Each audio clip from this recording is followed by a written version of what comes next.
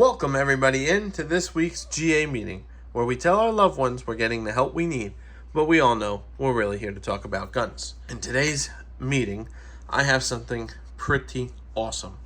This is the SIG Sauer P226, as you can see. Now, it's a yellow box, and for people around my age who've got into firearms pretty much as soon as it was legal for me to buy them, SIGs never came in a box like this. I've always seen them in plastic boxes. So you must be saying, well, this is a really old SIG then. And I would say you're correct, but not really. Let's get into it. So, SIG Sauer came out with something for the 40-year anniversary of the 226. Now, we've got some paperwork. Here it is, the 226. Warranty. A sticker. I got this from Palmetto. More on that in a minute. A bunch more flyers for it looks like their app and all that. And here it is. SIG Sauer manual, the 40-year anniversary of the 226. Giving a little bit of information on the 226, on how it started and where we're at now. Pretty cool. But I know you guys aren't interested in reading. Neither am I. Y'all came for this. So, here we go. Look at that. They did a new production of old SIG Sauers. What does that mean? It means this is a brand new gun made to look like the old 226s. So, and look at this. Comes in a nice red felt case. Extra mag. There's a mag in the firearm. They are 15 round mags. You get 2 of them. It is a all metal firearm. So there's no polymer on this. You have your hammer back here. It is single action, double action with the decocker. So that way you can load one in the chamber, put the hammer down so it's safe to carry, so you have a long trigger pull, so you can put it in your holster. You would have one double action pull, and then the rest would be in single action. So, pretty neat. There's no safety, no rail, no front slide, no front slide serrations. This is exactly how they came out 40 years ago. So if I turn this around to the other side, you're going to see something pretty freaking cool. 40th anniversary, 1 of 2000. Does that mean I have the very first one they produced? I don't know. But when I opened up the box and saw 1 of 2000, I was like, whoa, I have number 1. So, if I do, that's pretty cool. If I don't, and they all say that, it's not as cool, but still cool. So, it also comes with night sights, which I thought that was pretty cool. I didn't think it was coming with night sights. And it's fully functional, too. Now, why would it not be fully functional? I don't know. But I was like, I don't know. They kind of recreated it. Nobody's really going to shoot it, except for me, because I'm crazy.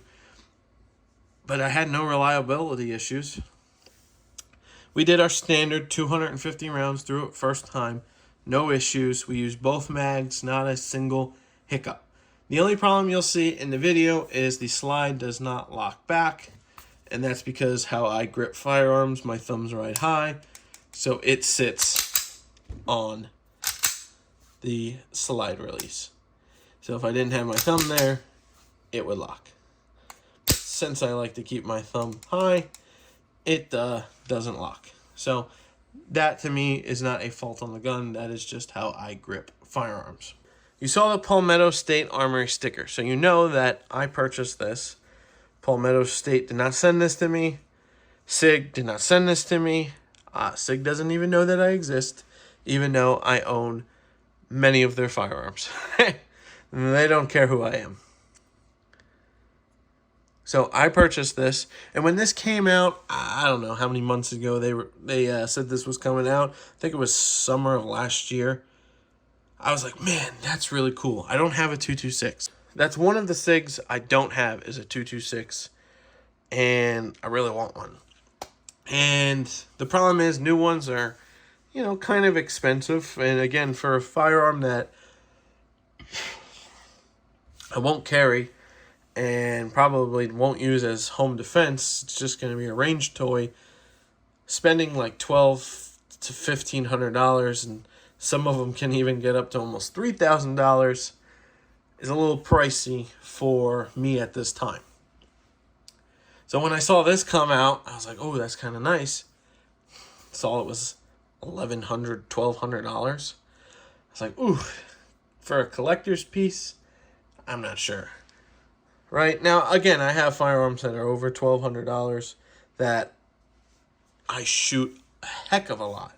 And for this being a collector's piece, I wasn't really going to shoot it a lot, so I couldn't justify the $1,200 price point.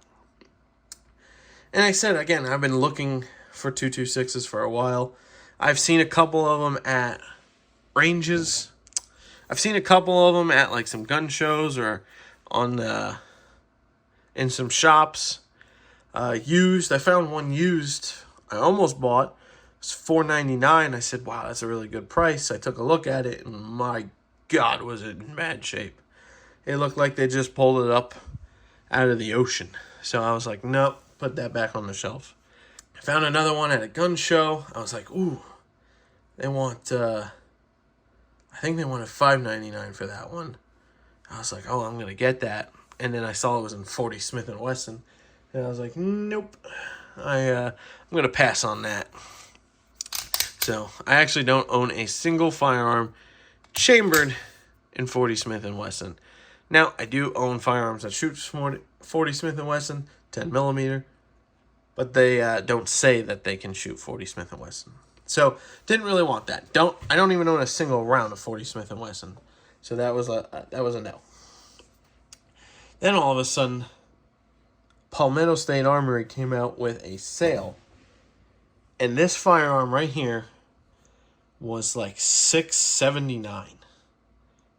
I'm like, $679 for a brand new 226 that also is a collector's piece? Like almost half off. That's ridiculous. Almost 50% off for a brand new 226. So I hopped on it immediately. I was like, I saw this deal once before. They went out of stock. The deal came back. I said, I'm not letting that happen again. And I bought it. Came a couple days later. And out to the range another couple days after that. And I absolutely am in love with this 226.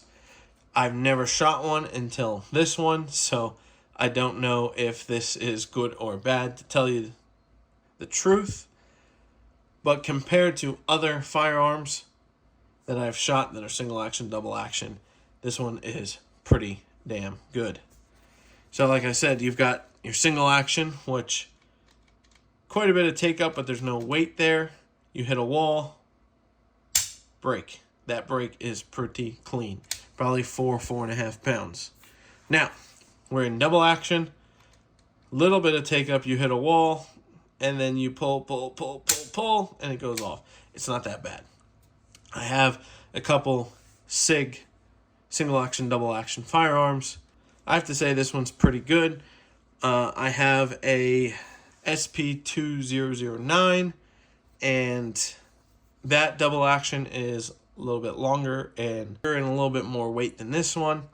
I also have the 232, and I have to say they're pretty darn close weight-wise and length of pull. One thing I did notice on just messing around with this firearm is when I took it down, just to take a look inside, the recoil spring looks pretty interesting to me. Now, this is, right here, a recoil spring that I'm used to seeing. This is the recoil spring in the 226. Really thick And the spring is like almost like a cable. Looks like cable to me.